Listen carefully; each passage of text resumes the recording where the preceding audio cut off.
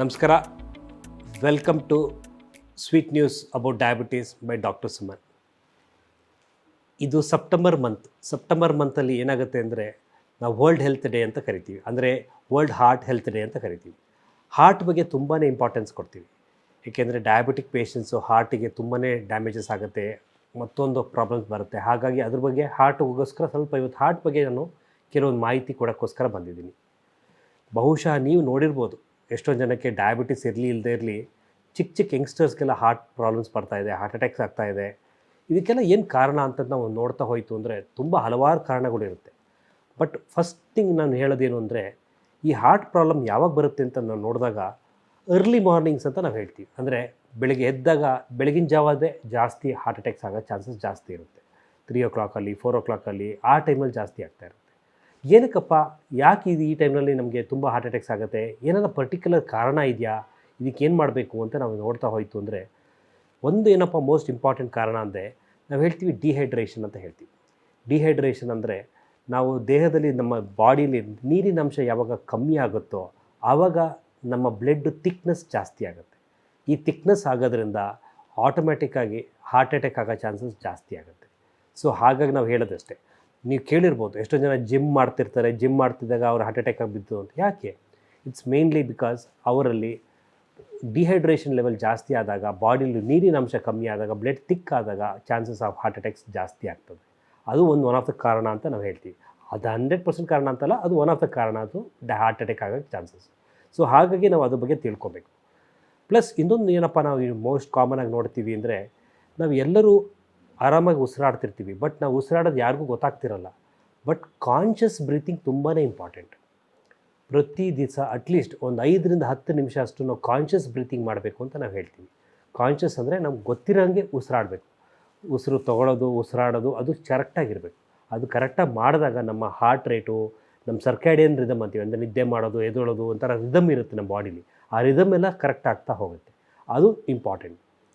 ಹೆಂಗೆ ಮಾಡೋದು ಬ್ರೀತಿಂಗ್ ನಾರ್ಮಲಾಗಿ ಅಂತ ಹೇಳ್ಬೇಕಂದ್ರೆ, ನಾವು 4-4-6 ಅಂತ ಕರಿತೀವಿ. ಅಂದರೆ 4 minutes 4 seconds ಆಫ್ ಇನ್ಹೇಲಿಂಗ್ ಅಂತ ಉಸಿರು 4 ಸೆಕೆಂಡಷ್ಟು ಒಳಗೆ ಎಳ್ಕೊಂಡು, 4 seconds ಆಫ್ ಎಕ್ಸೇಲಿಂಗ್ ಅಂದರೆ ಉಸಿರು 4 ಸೆಕೆಂಡಷ್ಟು ಉಸಿರು ಬಿಟ್ಟು, ಅದೇ ಥರ 6 ಬಾರಿ ನಾವು ಮಾಡೋದ್ರಿಂದ ನಮ್ಮ ಬಾಡಿಗೆ ರಿಲ್ಯಾಕ್ಸೇಷನ್ ಆಗುತ್ತೆ, ಹಾರ್ಟ್ ಫಂಕ್ಷನಿಂಗ್ ನಾರ್ಮಲ್ ಆಗುತ್ತೆ, ಇನ್ನೂ ಹಲವಾರು ನಮಗೆ ಹೆಲ್ಪ್ ಆಗ್ತಾ ಹೋಗುತ್ತೆ. ಇವೆಲ್ಲನೂ ಸ್ಮಾಲ್ ಥಿಂಗ್ಸ್ ಮಾಡೋದ್ರಿಂದ ನಮ್ಮ ಡಯಾಬಿಟಿಸ್ಗೆ ಅಥವಾ ನಮ್ಮ ಹಾರ್ಟಿಗೆ ತುಂಬಾ ಹೆಲ್ಪ್ ಆಗ್ತಾ ಹೋಗುತ್ತೆ. ಇದನ್ನು ಮಿಸ್ ಮಾಡ್ದಾಗ ಮಾಡಿ. ಬಹುಶಃ ನೀವು ಕೇಳಿರ್ಬೋದು, ಎಷ್ಟೊಂದು ಜನ ಆಫ್ ಲೈಟು ತುಂಬ ಸ್ಟ್ರೆಸ್ ಲೆವೆಲ್ ಜಾಸ್ತಿ ಇದೆ, ಅದು ಜಾಸ್ತಿ ಇದೆ, ನನಗೆ ಅದರಿಂದ ಹಿಂಗಾಗ್ತಿದೆ ಅಂತ. ಬಟ್ ನಾವು ಹೇಳೋದಿಷ್ಟೇ, ಸ್ಟ್ರೆಸ್ ಲೆವೆಲ್ ಇರಬಹುದು, ಬಟ್ ನೀವು ಅನ್ಫಾರ್ಚುನೇಟ್ಲಿ ಟೇಬಲ್ ಜಾಬ್ ಮಾಡ್ತಿರೋರು ತುಂಬಾ ಪ್ರಾಬ್ಲಮ್ಸ್ ಡೆವಲಪ್ ಆಗ್ತಿದೆ. ಅಂದರೆ ಜಾಸ್ತಿ ಕೂತ್ಕೊಂಡು ಕೆಲಸ ಮಾಡೋರಲ್ಲಿ ತುಂಬಾ ಪ್ರಾಬ್ಲಮ್ಸ್ ಬರ್ತಾಯಿದೆ.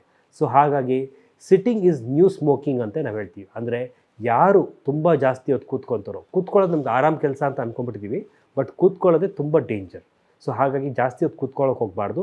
ಎವ್ರಿ 30 minutesಗೆ ಒಂದ್ಸತಿ ಎದ್ದು ವಾಕ್ ಮಾಡಿ, ನೀರು ಕುಡಿಯೋದು ಅಥವಾ ಏನಾರು ಮಾಡೋದು, ಆ ಥರ ಏನಾರು ಮಾಡ್ತಾ ಇರೋದು ತುಂಬಾ ಇಂಪಾರ್ಟೆಂಟ್. ಅದು ಮಾಡೋದ್ರಿಂದ ನಿಮಗೆ ಹಾರ್ಟ್ ಪ್ರಾಬ್ಲಮ್ಸ್ ಆಗಲಿ, ಇದೇನು ಮತ್ತೊಂದು ಆಗಲಿ ಏನೂ ಬರೋದಿಲ್ಲ. ಹಾಗಾಗಿ ಅದು ವೆರಿ ಇಂಪಾರ್ಟೆಂಟ್. ನಾವು ಮಿಸ್ ಮಾಡ್ದಂಗೆ ಮಾಡೋವಂಥದ್ದು ಆ್ಯಕ್ಟಿವಿಟೀಸ್ ಅಂತ ನಾವು ಹೇಳ್ತೀವಿ. ಇನ್ನೊಂದೇನಪ್ಪ ಹಾರ್ಟಿಗೆ ನಾವು ರಿಡ್ಯೂಸ್ ಮಾಡಬೇಕು ಅನ್ನೋಂಗಿತ್ತು ಅಂದರೆ, ಸ್ಲೀಪ್ ಅಂತ ನಾವು ಹೇಳ್ತೀವಿ. ಪ್ರತಿಯೊಬ್ಬರು ಇಷ್ಟೊತ್ತು ಸ್ಲೀಪ್ ಮಾಡಿದಷ್ಟು ನಿಮ್ಮ ಬಾಡಿಗೆ ತುಂಬ ಒಳ್ಳೆಯದು ಅಂತ ಹೇಳ್ತೀವಿ. ಅಟ್ಲೀಸ್ಟ್ ಅಂದರೂ ಕೂಡ 6 to 8 hours ಆಫ್ ಸ್ಲೀಪ್ ಬೇಕೇ ಬೇಕು ಅಂತ ಹೇಳ್ತೀವಿ. ಆ ಸ್ಲೀಪ್ ಮಾಡೋದ್ರಿಂದ ನಿಮ್ಮ ಹಾರ್ಟ್ ಕಂಡೀಷನ್ ಚೆನ್ನಾಗಿರುತ್ತೆ, ನಿಮ್ಮ ಕಾರ್ಟಿಸಾಲ್ ಲೆವೆಲ್ ಜಾಸ್ತಿ ಆಗೋಲ್ಲ, ನಿಮ್ಮ ಮಿಕ್ಕಿದೊಂದು ಬ್ಲಡ್ ಪ್ರೆಷರ್ ಜಾಸ್ತಿ ಬರೋಲ್ಲ. ಇವೆಲ್ಲನೂ ಹಲವಾರು ಬೆನಿಫಿಟ್ಸ್ ಇರುತ್ತೆ. ಸ್ಮಾಲ್ ಥಿಂಗ್ಸ್ ಫಾಲೋ ಮಾಡಿ ಡೆಫಿನೆಟಾಗಿ ನಿಮ್ಮ ಹಾರ್ಟ್ನ ನೀವು ಇಂಪ್ರೂವ್ಮೆಂಟ್ ಮಾಡೋದಕ್ಕೆ ತುಂಬಾ ಅವಶ್ಯಕತೆ ಅಂತ ನಾನು ಹೇಳ್ತೀನಿ. So diabetes is dear to heart ಅಂತ ಹೇಳ್ತೀವಿ.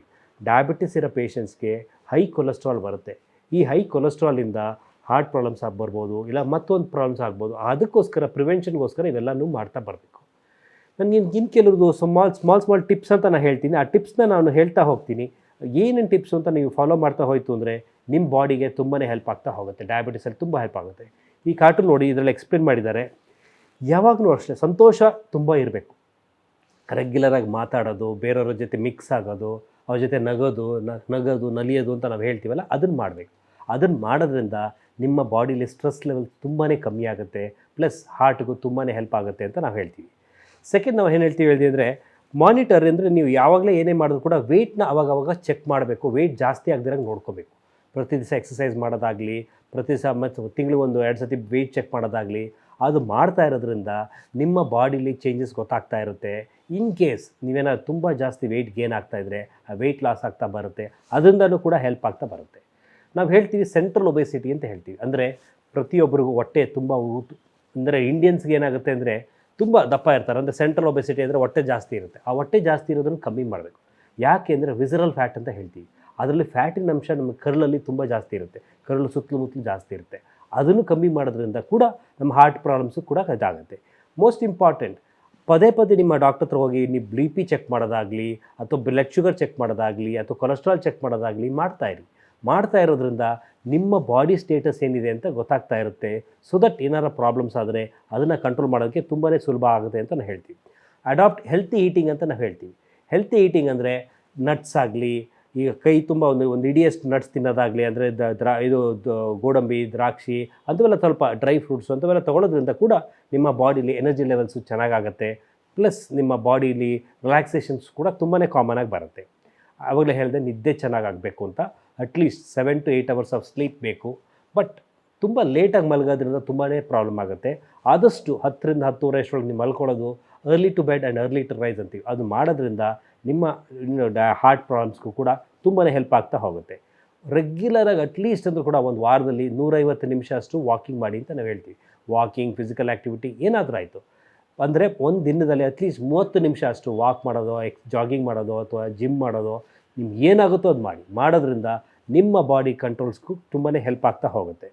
ಪ್ಲಸ್ ರೆಗ್ಯುಲರಾಗಿ ನೀವು ಡಾಕ್ಟರ್ ಹತ್ರ ಹೋಗಿ ಕನ್ಸಲ್ಟ್ ಮಾಡಿ, ಅದರಿಂದ ಅವರು ಚೆಕಪ್, ಅವ್ರು ಡಾಕ್ಟ್ರ್ ಏನೇನು ಹೇಳ್ತಾರೋ ವೆಯ್ಟ್ ಚೆಕ್ ಮಾಡೋದು, ಪ್ರತಿಯೊಂದು ಮಾಡೋದ್ರಿಂದ ಡಾಕ್ಟ್ರು ಕೂಡ ನಿಮಗೆ ಕಾಮನಾಗಿ ನೋಡ್ತಾ ಹೋಗ್ತಾರೆ. ಪ್ಲಸ್ ಇನ್ನೊಂದು ಕಾಮನ್ನು, ಯೂಶ್ವಲಾಗಿ ನಾವು ಸಿಗರೆಟ್ಸ್ ಬಗ್ಗೆ ಹೇಳ್ತೀವಿ. ಆದಷ್ಟು ಸಿಗರೆಟ್ ಸ್ಮೋಕಿಂಗ್ ಮಾಡ್ತಾಯಿದ್ರೆ ದಯವಿಟ್ಟು ಅದನ್ನು ಬಿಟ್ಬಿಡಿ. ಸಿಗರೆಟ್ ಏನಾಗುತ್ತೆ, ಹಾರ್ಟ್ಗೆ ತುಂಬಾ ಡ್ಯಾಮೇಜ್ ಆಗ್ತಾ ಹೋಗುತ್ತೆ. ಅದನ್ನು ಕೂಡ ಕರೆಕ್ಟಾಗಿ ಫಾಲೋ ಮಾಡಿ. ಪ್ಲಸ್ ಮೋರ್ ಇಂಪಾರ್ಟೆಂಟ್, ನೀವೇನಾಗುತ್ತೆ ಅಂದರೆ ನೀವು ಜಾಸ್ತಿ ಈ ಹೆಲ್ತಿ ಫುಡ್ಸ್ ತಿನ್ನೋದ್ರಿಂದ, ನಟ್ಸು ಅಂಥವೆಲ್ಲ ಜಾಸ್ತಿ ತಿನ್ನೋದ್ರಿಂದ heart working condition, kidney working conditions ಎಲ್ಲ ಮಚ್ ಬೆಟರ್ ಆಗಿರುತ್ತೆ. ಅದು ಕೂಡ ನೀವು ಕರೆಕ್ಟಾಗಿ ಫಾಲೋ ಮಾಡಬೇಕು ಅಂತ ಹೇಳ್ತೀವಿ. ಮೆಡಿಟೇಷನ್, ಸ್ಟ್ರೆಸ್ ಲೆವೆಲ್ಸ್ನ ಕಮ್ಮಿ ಮಾಡೋದಕ್ಕೆ ಯೋಗ ಮಾಡೋದಾಗಲಿ, ಮೆಡಿಟೇಷನ್ಸ್ ಮಾಡೋದಾಗಲಿ, ಇನ್ನೂ ಹಲವಾರು ನೀವು ಮಾಡ್ತಾ ಹೋಯಿತು ಅಂದರೆ ಇವೆಲ್ಲ ಏನಾಗುತ್ತೆ ಅಂದರೆ ನಿಮ್ಮ ಬಾಡಿಗೆ ಒಂಥರ ರಿಲ್ಯಾಕ್ಸೇಷನ್ ಕೊಡುತ್ತೆ. ಆ ರಿಲ್ಯಾಕ್ಸೇಷನಿಂದ ಇಂಡೈರೆಕ್ಟಾಗಿ ಹಾರ್ಟಿಗೆ ಕೂಡ ಹೆಲ್ಪ್ ಆಗ್ತಾ ಹೋಗುತ್ತೆ. ಪ್ಲಸ್ ಆವಾಗಲೇ ಹೇಳ್ದಂಗೆ ಕ್ವೈಟ್ ಆಫ್ ನೀವೇನಾಗುತ್ತೆ ಅಂದರೆ ಇದು ನಾವು ಕ್ಯಾಲರಿ ಕೌಂಟ್ ಅಂತ ಹೇಳ್ತೀವಿ, ಜಾಸ್ತಿ ಓವರಾಗಿ ತಿನ್ನೋಕ್ಕೆ ಹೋಗಬಾರ್ದು. ಒಂದು ದಿನಕ್ಕೆ ಆಲ್ಮೋಸ್ಟ್ 1600 to 1800 ಕ್ಯಾಲರೀಸ್ ತಿನ್ನೋದ್ರಿಂದ ನಿಮಗೆ ಇದು ಹೆಲ್ಪ್ ಆಗುತ್ತೆ ಅಂತ ನಾವು ಹೇಳ್ತೀವಿ. ಸೆಕೆಂಡ್ ಏನಪ್ಪ ಅಂದರೆ ಜಂಕ್ ಫುಡ್ಸ್ನ ಆದಷ್ಟು ಕಟ್ ಮಾಡಿ.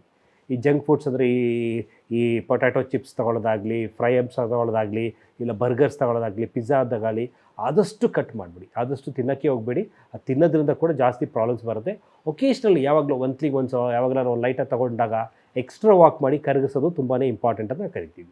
Plus sodium intake, salt intake ಅಂತ ಹೇಳ್ತೀವಿ. ಸಾಲ್ಟ್ನೂ ಅಷ್ಟೇ ಜಾಸ್ತಿ ತೊಗೊಳಕ್ಕೆ ಹೋಗಬಾರ್ದು. ಸಾಲ್ಟ್ ಜಾಸ್ತಿ ತೊಗೊಳ್ಳೋದ್ರಿಂದ BP ಜಾಸ್ತಿ ಆಗುತ್ತೆ. BP ಜಾಸ್ತಿ ಆಗೋದ್ರಿಂದ ಇಂಡೈರೆಕ್ಟಾಗಿ ಡಯಾಬಿಟಿಸ್ ಹಾರ್ಟಿಗೆ ಪ್ರಾಬ್ಲಮ್ಸ್ ಬರೋ ಚಾನ್ಸಸ್ ಜಾಸ್ತಿನೇ ಇರುತ್ತೆ.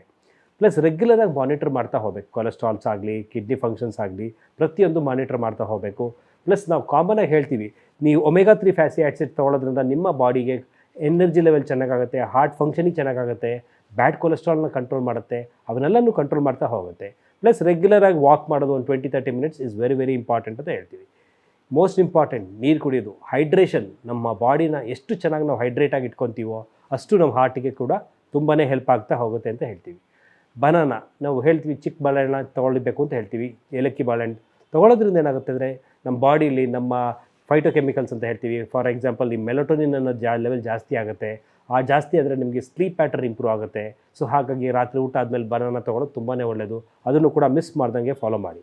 ಪ್ಲಸ್ ಏನೇ ಮೆಡಿಸಿನ್ಸ್ ನಿಮ್ಗೆ ಏನೇ ಕೊಟ್ಟಿದ್ರು ಡಾಕ್ಟ್ರು ಕೂಡ ಅದನ್ನು ಯಾವುದೇ ಕಾರಣಕ್ಕೂ ಮಿಸ್ ಮಾಡ್ದಂಗೆ ರೆಗ್ಯುಲರಾಗಿ ಫಾಲೋ ಮಾಡಿ. Plus most important, strengthening exercise, training exercise ಅಂತ ಹೇಳ್ತೀವಿ. ಅವನ್ನೆಲ್ಲನೂ ಮಾಡ್ತಾ ಹೋಗಿ. ಅದನ್ನು ಮಾಡೋದ್ರಿಂದ ಕೊಡೋದು ಆವಾಗವಾಗ ಬ್ಲಡ್ ಶುಗರ್ಸ್ನ ಮಾನಿಟರ್ ಮಾಡಿಕೊಂಡು, ಶುಗರ್ ಕಂಟ್ರೋಲ್ ಇದೆಯಾ, ಶುಗರಿಂದ ಎಕ್ಸ್ಟ್ರಾ ಕೊಲೆಸ್ಟ್ರಾಲ್ ಆಗಲ್ವಾ, ಅದನ್ನು ಕೂಡ ಚೆಕ್ ಮಾಡಿ ಕಂಟ್ರೋಲ್ ಮಾಡೋದು ತುಂಬಾ ಹೆಲ್ಪ್ ಆಗುತ್ತೆ ಅಂತ ಹೇಳ್ತೀನಿ. ನಿಮ್ಗೆ ಏನೇ ಪ್ರಾಬ್ಲಮ್ ಆಯಿತು ಅಂದರೆ ನಿಮ್ಮ ಡಾಕ್ಟರ್ ಹತ್ರ ಹೋಗಿ ಕನ್ಸಲ್ಟ್ ಮಾಡಿ, ಅವರು ಕೂಡ ನಿಮ್ಗೆ ಹೇಳ್ತಾರೆ. ಪ್ಲಸ್ ಆದಷ್ಟು ಈ ಏನೇಟೆಡ್ ಎನರ್ಜಿ ಡ್ರಿಂಕ್ಸ್ ಅಂತ ನಾವು ಏನು ಹೇಳ್ತೀವೋ ಅದು ಆದಷ್ಟು ಕಟ್ ಮಾಡಿ, ಜಾಸ್ತಿ ತೊಗೊಳಕ್ಕೆ ಹೋಗ್ಬಿಡಿ. ಸಿಂಪಲ್ ಆಗಿರೋ, ನಾರ್ಮಲ್ ಆಗಿರೋ ನಿಮ್ಮ ನೀರು ಮಜ್ಜಿಗೆನೋ ಅಥವಾ ನಾರ್ಮಲ್ ಫ್ರೂಟ್ಸ್ ತಿನ್ನಿ, ವೆಜಿಟೇಬಲ್ಸ್ ತಿನ್ನಿ, ಅದನ್ನೆಲ್ಲ ತೊಗೊಳ್ಳಿ. ಪ್ಲಸ್ ಎನರ್ಜಿ ಡ್ರಿಂಕ್ಸ್ ಆಗಲಿ, ಎನರ್ಜಿ ರಿಲೇಟೆಡ್ ಡ್ರಿಂಕ್ಸ್ ಅದನ್ನು ಆದಷ್ಟು ಕಟ್ ಮಾಡೋದು ತುಂಬಾ ಒಳ್ಳೆಯದು ಅಂತ ನಾವು ಅವಾಯ್ಡ್ ಮಾಡಿ ಅಂತ ಹೇಳ್ತೀವಿ. ಜಾಸ್ತಿ ಹೊತ್ತು ಕೂರಂಗಿಲ್ಲ. ಎವ್ರಿ 30 ಮಿನಿಟ್ಸ್ ಆದಮೇಲೆ ನೀವು ಎದ್ದು ವಾಕ್ ಮಾಡಿ ಓಡಾಡೋದ್ರಿಂದ ಕೂಡ ನಮ್ಮ ಬಾಡಿಗೆ ಕೂಡ ತುಂಬಾ ಹೆಲ್ಪ್ ಆಗ್ತಾ ಹೋಗುತ್ತೆ, ಇಂಡೈರೆಕ್ಟಾಗಿ ಹೆಲ್ಪ್ ಆಗುತ್ತೆ. Plus most important fibre rich diet ಅಂತ ಹೇಳ್ತೀವಿ. ಈ ಫೈಬರ್ ರಿಚ್ ಡಯಟ್ ತೊಗೊಳೋದ್ರಿಂದ ಏನಾಗುತ್ತೆ, ನಿಮ್ಮ ಡಯಾಬಿಟೀಸ್ ಕಂಟ್ರೋಲ್ಗೂ ಹೆಲ್ಪ್ ಆಗುತ್ತೆ, ನಿಮ್ಮ ಕೊಲೆಸ್ಟ್ರಾಲ್ ಲೆವೆಲ್ಸು ಡ್ರಾಪ್ ಆಗುತ್ತೆ, ಇಂಡೈರೆಕ್ಟಾಗಿ ಎಲ್ಲ ಕೂಡ ಬೆನಿಫಿಟ್ಸು ತುಂಬಾ ಆಗುತ್ತೆ. ಸೊ ನಾನು ಹೇಳ್ದಂಗೆ ಈ ಥರ ಎಲ್ಲ ನೀವು ಕರೆಕ್ಟಾಗಿ ರೆಗ್ಯುಲರಾಗಿ ನೀವು ಫಾಲೋ ಮಾಡೋದ್ರಿಂದ ನಿಮ್ಮ ಹಾರ್ಟ್ ಕಂಡೀಷನ್ಸು ಚೆನ್ನಾಗೇ ಇರುತ್ತೆ, ಪ್ಲಸ್ ಕಂಟ್ರೋಲ್ ಆಫ್ ಡಯಾಬಿಟೀಸು ಕೂಡ ಈಸಿಯಾಗಿ ಬರುತ್ತೆ. ಇವನ್ನೆಲ್ಲ ಮಾಡ್ತೀರಾ ಅಂತ ಅಂದ್ಕೊಂಡಿದ್ದೀನಿ. ಈ ಹಾರ್ಟ್ ಅಂತಿದ್ದಂಗೆ ಎಲ್ಲರಿಗೂ ಭಯ ಆಗುತ್ತೆ, ಟೆನ್ಷನ್ ಆಗುತ್ತೆ, ಏನಪ್ಪ ಏನು ಮಾಡಬೇಕು ಅಂತ ಅಂತಾರೆ. ಏನು ಮಾಡೋದಿಲ್ಲ, ಸಿಂಪಲ್ ಥಿಂಗ್ಸ್, ಸಣ್ಣ ಪುಟ್ಟ ಥಿಂಗ್ಸ್ ನಿಮ್ಮಲ್ಲೇ ಇರುತ್ತೆ. ಅದನ್ನು ನೀವು ಕರೆಕ್ಟಾಗಿ ನೀವು ರೆಕ್ಟಿಫೈ ಮಾಡಿಕೊಂಡು ಕರೆಕ್ಟಾಗಿ ಮಾಡಿಬಿಟ್ರೆ ಏನು ಪ್ರಾಬ್ಲಮ್ಸು ಬರದೇ ಇರೋಂಗೆ ನೀವು ಚೆನ್ನಾಗಿ ಪ್ರಿವೆನ್ಷನ್ನು ಕೂಡ ಮಾಡ್ಬೋದು.